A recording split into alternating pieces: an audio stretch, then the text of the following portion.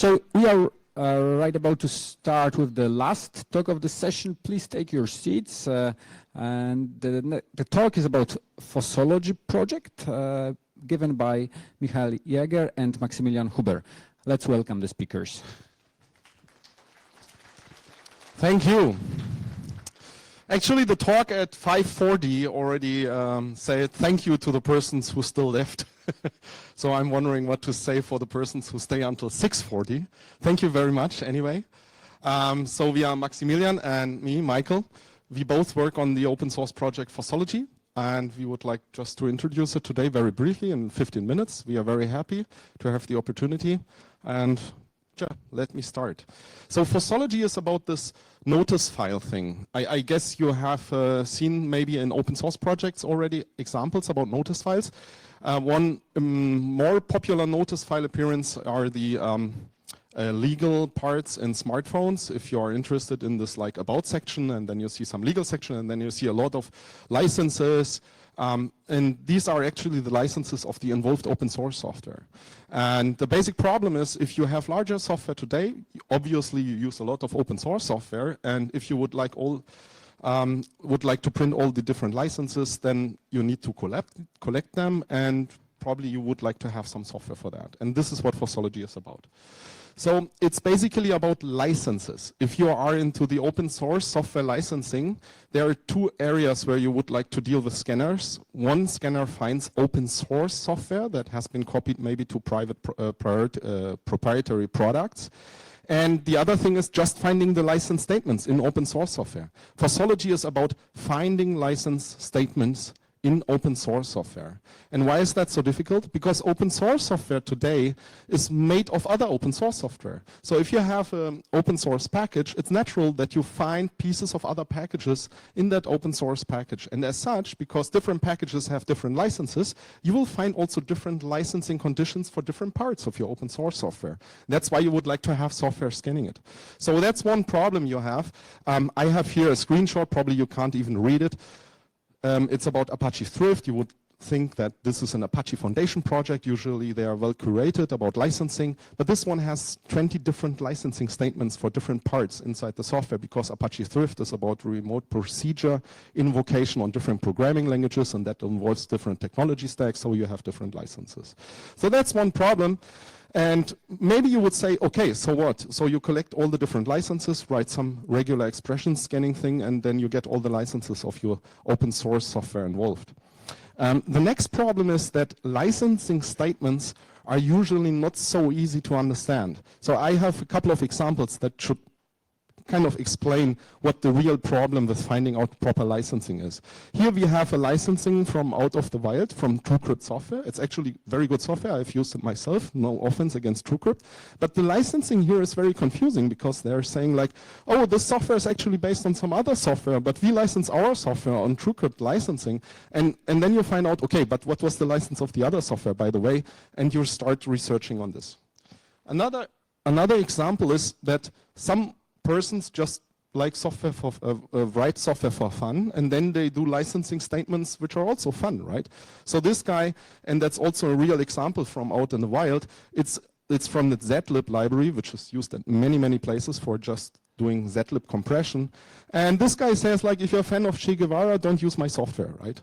And you can do that, but the point is, this statement is really hard to find by scanners, right?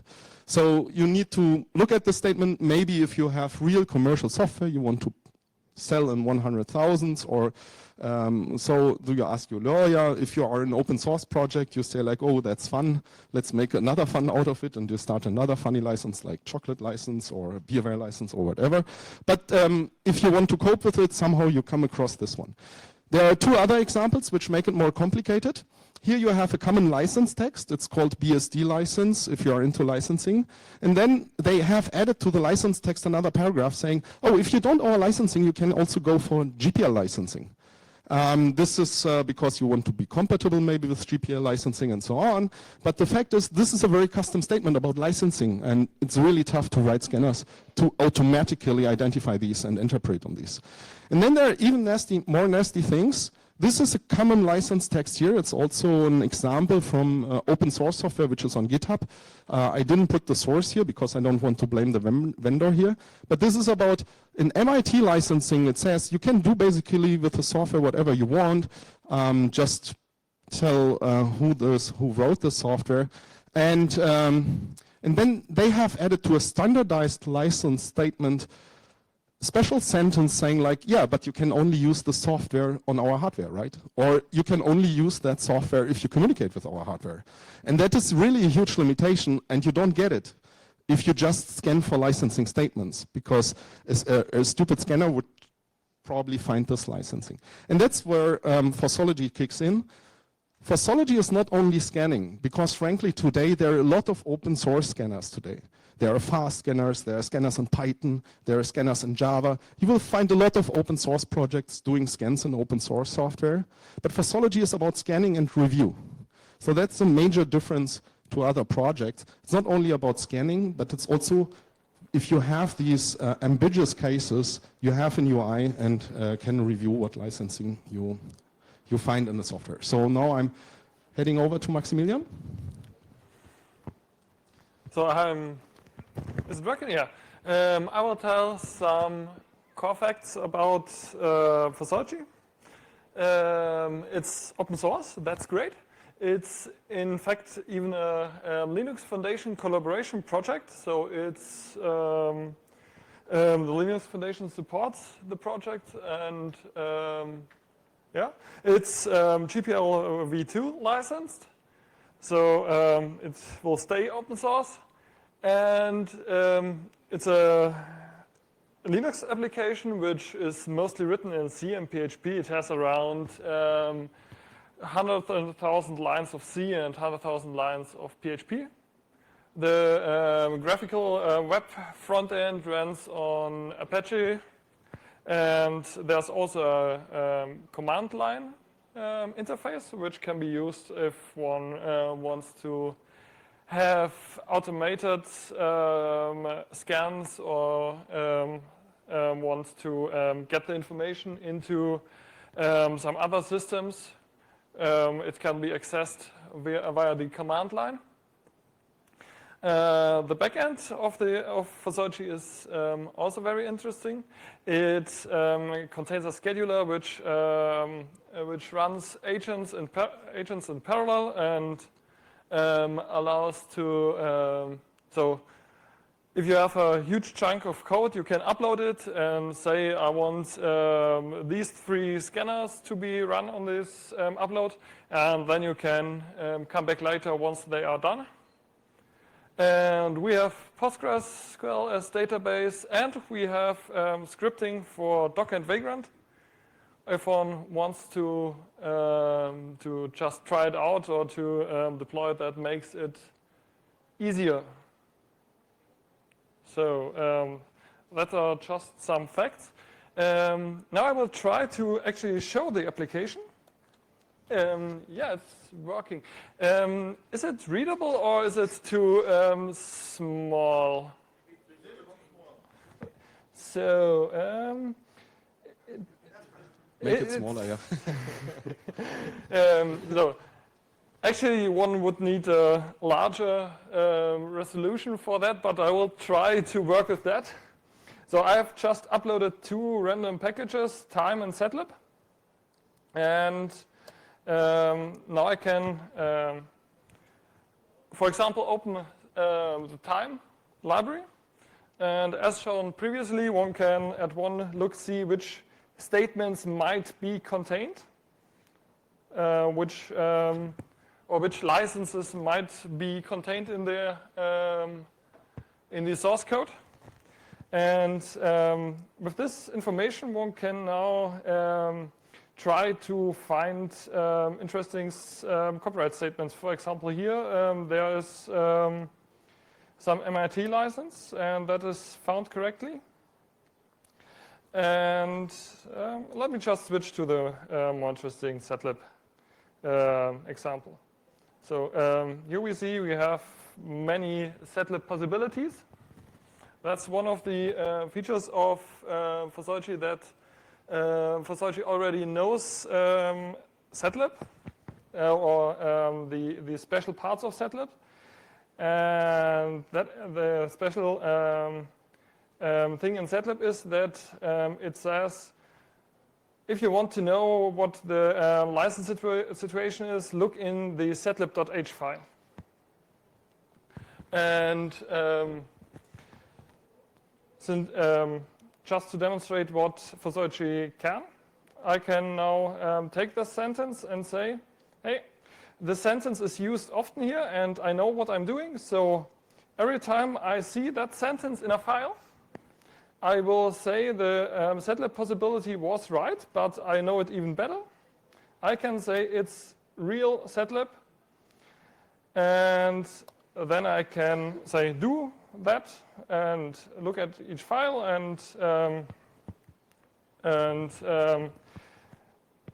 why is there Apache 2? Oh, I think I have clicked something wrong. But you can correct it with the same method, right? Yeah. No. That's interesting. I think I can remove licenses here for the whole. To demonstrate another feature, I can say, I know that in the whole project there is no Apache 2.0, and then it's gone. So, and with this workflow, one would work through the whole package until all things are green on the right side. And after that, one is sure that all possible license statements were controlled and were cleared. And there are also further, there's also a UI to handle copyright statements and to clean them up, since they often contain some rubbish which can be removed, and also other features. So that's FOSSology. And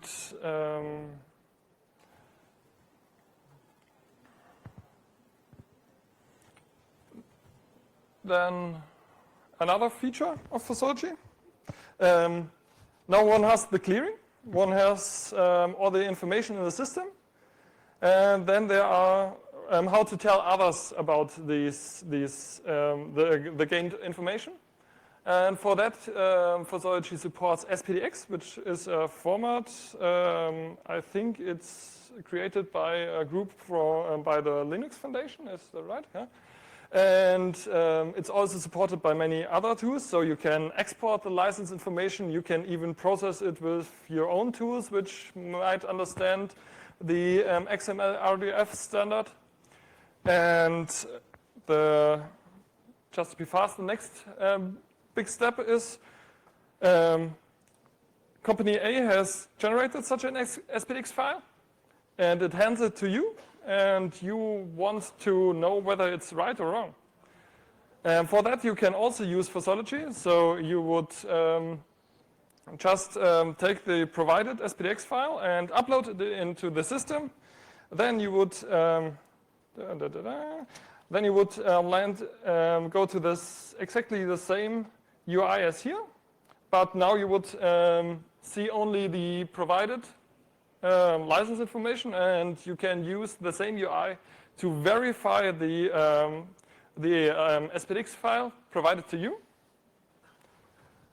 And yeah, that was just another feature of FOSSology. It's really huge, and we have many features, and it makes fun to explore them all. And thanks, I think. Yeah, thanks. You can try it if you want by this simple line of Docker. You get a pre-built image of the latest master, or you can just visit one of the URLs to get further information. And now I think we Questions, might have. if there are. Jan. How does the workflow look like if I'm uploading the next version of a package? So the typical case of I want to verify if the information changed over the next month. Yeah. So the question was if I have an analysis and looked at one file or one upload and then I'm uploading a newer version of the same package. So FOSSology can do a couple of things to reuse information from the existing upload. First of all, it stores every file only a single time on the file system by hashes. So if a same file is part of a different upload, it takes the hash and takes over information which I have originally assigned to a file with a certain hash. So if that file has been already on a server being analyzed, it appears in the same form at the newer version, it will be taken over.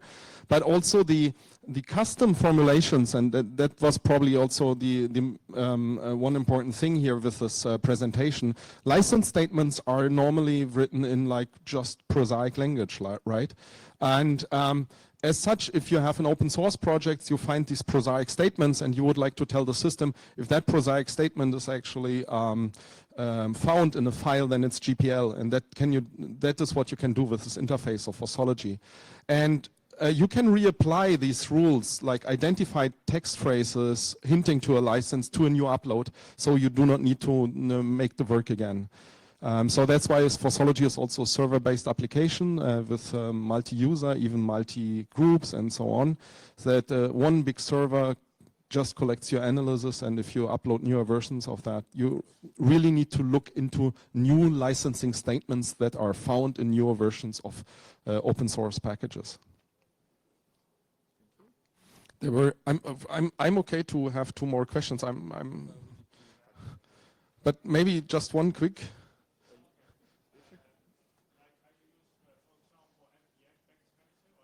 Ah, interesting. True.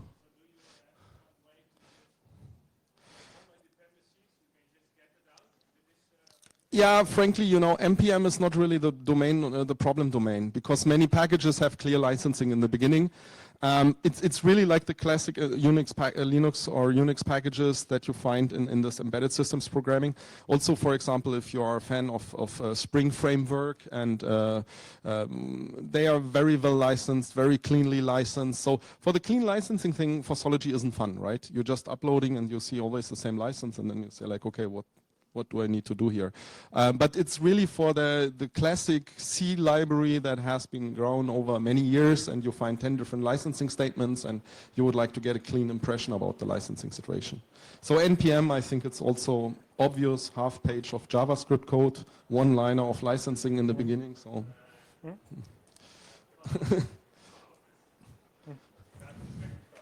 Scott is not my opinion.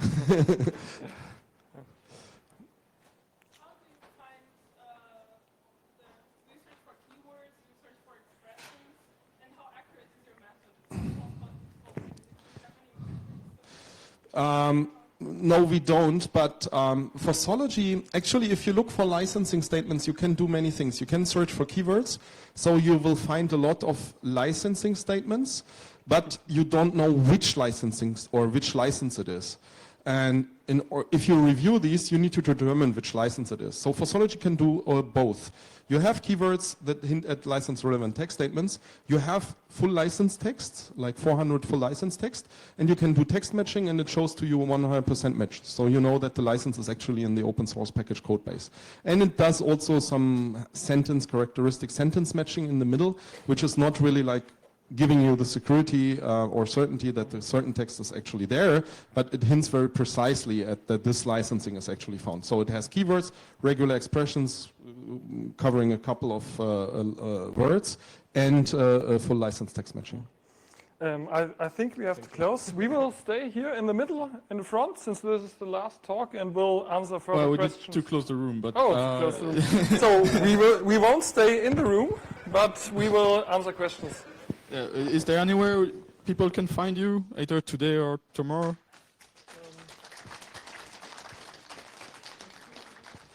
Legal dev room, legal and policies dev room. That's very fine. And If you use FOSSology, and some of them seem to have used it, as I see, you can have stickers. We have stickers now, and please talk to me if you want to have a sticker.